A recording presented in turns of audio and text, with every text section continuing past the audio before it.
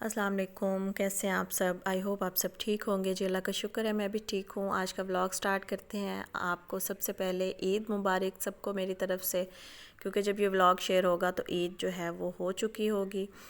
तो जी यहाँ पे मैं ईद से एक दिन पहले की रूटीन आपको दिखा रही हूँ, वो सारी चीज़ें जो मैंने ईद से एक दिन पहले की थी। यहाँ पे कुछ थोड़ी बहुत ग्रॉसरी थी लेने वाली, वो मैं लेके आई थी। तो ये साथ में लेके आई थी मीटराइज़र जो है वो, और इस दफ़ा मैं शीर खुरमा लेके आई थी। मैंने कभी नहीं बनाया, वैसे तो दूध वाली सेवइयाँ ही होती हैं, लेकिन बीच में कुछ ड्राई फ्रूट्स वगैरह और इसका टेस्ट थोड़ा डिफरेंट होता है, तो मैं लेके आई थी। मैंने कहा इस दफ़ा तो रस मलाई और ये साथ ज़रूर बनाऊँगी। उसके बाद जी ये सारी ग्रोसरी समेटने के बाद जी मैंने अपने मसाला बॉक्स साफ़ किए, इनको वॉश किया सारा मसाला निकाल के, और जो है पीसने वाले मसाले थे खुश्क धनिया, गरम मसाला पाउडर और काली मिर्च का पाउडर बना के रखा, और साबित गरम मसाले भी दूसरे मसाला बॉक्स में रखे, ताकि कल के दिन जो है वो भागना ना पड़े कि कोई चीज़ इधर से लेके आएँ, कोई इधर से, सारी चीज़ें हमारी तैयार हों। तो उसके बाद मेरा एक पार्सल आ गया था, और उस पार्सल से मैं इतनी डिसअपॉइंट हुई हूँ कि मैंने एक ऑनलाइन पेज पे देखा था कि ये जो कलरिंग मैट्स बने हुए हैं, और इनके ऊपर जो है वो अगर हम कलर करेंगे ना तो इसको रिमूव भी कर सकते हैं। लेकिन जब ये मेरे पास आया तो ये पेपर पे सारी ड्राइंग बनी हुई थी जिसमें बच्चों ने कलर करने थे। तो काफ़ी महंगा भी था, तो मैं बड़ी डिसअपॉइंट हुई इससे। खैर बच्चों ने देखा तो वो बड़े एक्साइटेड हो गए इसको देख के कि हमने तो अभी कलरिंग करनी है। तो फिर मैंने एक शीट जो है, इसकी डिफरेंट शीट्स बनी हुई हैं कि एक आप काट लें, दूसरी फिर बच्चों को कट करके दे। तो मैंने जैसे इनको कट करके दी, बस ये सारे बैठ के और अपनी अपनी कलरिंग करने लग गए। तो फिर थोड़ी सी मैं सेटिस्फाइड होगी कि चलें छुट्टियाँ हैं और बच्चे थोड़ा सा स्क्रीन से भी हट जाते हैं, और कुछ थोड़ा डिफरेंट एक्टिविटी होनी चाहिए बच्चों के लिए। खैर जो पैसे लगने थे वो तो लग गए हैं, लेकिन ऐसा नहीं करना चाहिए कि दिखाया कुछ और भेजा कुछ और।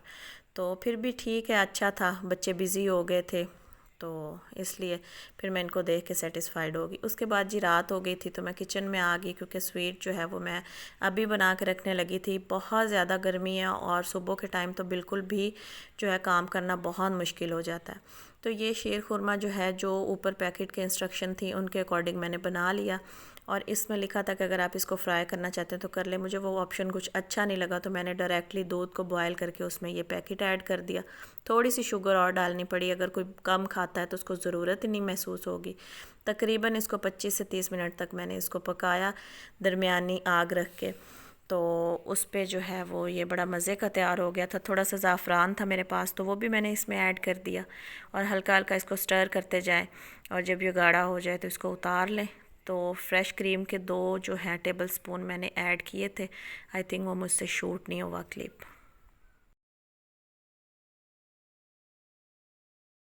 यहाँ पे शीर खुरमा हमारा तैयार हो गया था, तो मैंने रसमलाई रख दी, वो भी मैंने पैकेट के अकॉर्डिंग ही बनाई थी। और एक एग जो है, और 3-4 टेबल स्पून घी डाल के उसको मैंने इसकी डो बना ली थी, बॉल्स बना ली थी, और दूध बॉयल करके इलायची पाउडर डाल के तो उसको भी मैंने बना लिया था। और यहाँ पे मेरी डिज़र्ट्स जो दोनों रेडी हो चुकी थी, रसमलाई भी और शीर खुरमा भी। रसमलाई बनाते बनाते गैस चली गई, फिर सिलेंडर पे बस थोड़ा लास्ट में 3-4 मिनट मैंने उसको पकाया ताकि वो अच्छे से गाढ़ा हो जाए। अगर आपकी रसमलाई गाढ़ी नहीं हो रही, टाइम थोड़ा है, तो आप लोग जो है वो 2 टेबल स्पून कॉर्नफ्लोर और उसमें 2 टेबल स्पून ही दूध डाल के मिक्स करके इसमें डाल दें, तो जल्दी से वो आपकी रसमलाई जो है वो गाढ़ी हो जाएगी। और वैसे अगर हम दूध को ही गाढ़ा करें आहिस्ता आहिस्ता तो वो ज़्यादा बेटर है, लेकिन अगर जल्दी हो तो ऐसा भी कर सकते हैं, ये भी ऑप्शन है। तो फील भी नहीं होता कि आपने कॉर्नफ्लोर इसमें ऐड किया हुआ है। तो यहाँ पे मेरे पास बादाम थे, पिस्ते नहीं थे, और कोई नट्स नहीं थे, तो मैंने बस बादाम के साथ ही इनको गार्निश कर दिया। शेर खुरमा के ऊपर बिल्कुल थोड़े से मैंने डाले थे, क्योंकि जो है वो इसमें वैसे भी नट्स काफ़ी होते हैं। तो जी नेक्स्ट डे हो गया था, ईद का दिन था। तो सुबह सुबह बच्चे उठ गए थे, फेस वगैरह वॉश कर लिया था, तो मैंने कहा कि सबसे पहले उनको मीठा दूं, और बच्चों को मीठा डाल के दिया। और ये अब इतना ठंडा और मज़े का हो गया था, और ज़्यादा गाढ़ा हो गया था, और बहुत ही टेस्टी बना था। मेरे बच्चों को बहुत पसंद आया था, क्योंकि मैंने ये फ़र्स्ट टाइम बनाया है। तो ये आम डिश बहुत लोग ईद पे बनाते हैं इसको, लेकिन मैंने कभी नहीं बनाया। लेकिन मैंने जो है वो फ़र्स्ट टाइम बनाई है, बड़ी मज़े की बनी थी। उसके बाद जी कुर्बानी हो गई, नमाज़ वगैरह पढ़ के सारे बच्चे आ गए, तो मैंने कलेजी बनाई, बच्चों को खाना दिया। और वीडियो कोई बना नहीं सकी, बस ऐसे ही बच्चे रेडी हुए तो पिक्चर्स ली थी, तो वो मैंने आप लोगों के साथ शेयर कर दी, एक पिक्चर बच्चों की। और गर्मी इंतहा की थी, ईद वाले दिन सुबह से ही इतनी गर्मी थी कि खाना बनाते बनाते 2-3 दफ़ा मुझे ऐसा फ़ील हुआ कि मेरा जो है वो सांस बिल्कुल बंद हो गया। पानी पी पी के बुरा हाल हो गया था और सर में इतनी शदीद पेन शुरू हो गई थी ना। और खाने में मैंने बनाया था जो मटन पुलाव बनाया था, और मैंने नमकीन गोश्त बनाया था जिसकी रेसिपी आपके साथ शेयर की थी, वो भी मटन में बनाया था, और साथ जो है वो मसाला कढ़ाई मटन की बनाई थी। सैलड था, रायता था।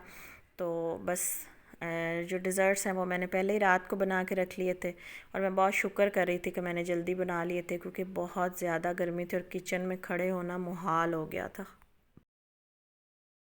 उसके बाद जी रात तक जो है वो मेरा सर में पेन रही और बड़ी तबीयत ख़राब हो गई।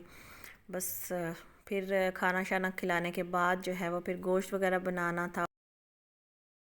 ईद उल अज़हा पे तो जो है वो पहला दिन तो स्पेशली ख़वातीन का तो किचन में ही गुजर जाता है, और इसमें इस ईद पे तो थोड़ी सी मर्द हजरात को भी मसरूफ़ियत होती है क्योंकि उनको भी कुर्बानी करनी होती है, गोश्त वगैरह बनाना होता है, बांटना होता है।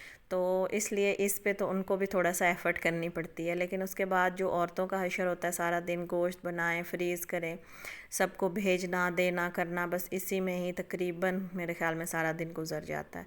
और जो गोश्त है ना उसको मैं हमेशा कुर्बानी के गोश्त को ऐसे नहीं रखती हूँ।